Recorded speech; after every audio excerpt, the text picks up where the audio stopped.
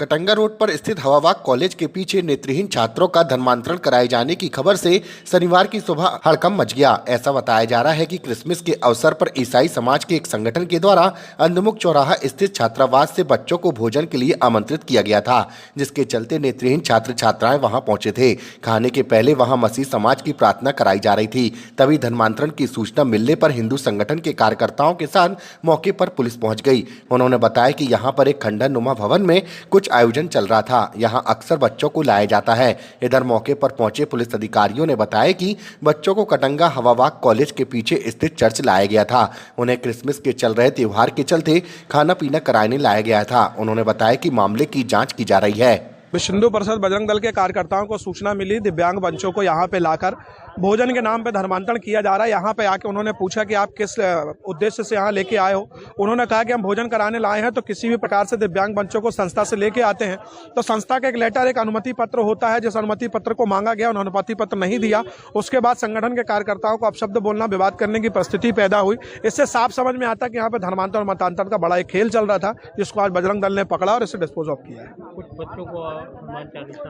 बच्चों को हनुमान चालीसा के लिए भी इन लोगों ने इस प्रकार से मतिभ्रमण कर दिया है कि बच्चे हनुमान चालीसा को ही अपशब्द कह रहे हैं। इसका मतलब साफ समझ में आता है, एक बच्चा हाथ में कलावा बांधा है, मस्तक पे टीका लगाया है और वो चर्च में भोजन करने आया और उसके बाद हनुमान चालीसा की बुराई करता है। इस पे साफ समझ में आता है कि किस प्रकार से मतांतरण करके बच्चों की बुद्धि को भ्रमित कर दिया गया। लगातार आदिवासियों का धर्मांतरण के मामले ये निश्चित हो चुका है कि जनजाति क्षेत्र में विकलांग हमारे दिव्यांग बच्चों को जिस प्रकार से मतांतरण और धर्मांतरण किया जा रहा है, एक विश्वव्यापी खेल चल रहा है। इस खेल को हमको समझना होगा और सभी समाज को, हिंदू समाज को मिलकर इसको रोकना होगा। मिली थी कि अंधमुख चौराहा के अंधमुख विद्यालय के कुछ बच्चे ये चर्च के पास में कोई फंक्शन चल रहा है, उसमें यहाँ भोजन करने आए हुए हैं और इस बात को लेकर के नगर के कुछ संगठनों को आपत्ति थी और वो यहाँ पहुँचे हुए थे। सूचना मिलने पर हमारे थाना प्रभारी और पुलिस यहाँ पर तत्काल पहुँच गई थी और यहाँ बच्चे कैसे आए, क्यों लाए गए, इसके संबंध में भी जांच चल रही है।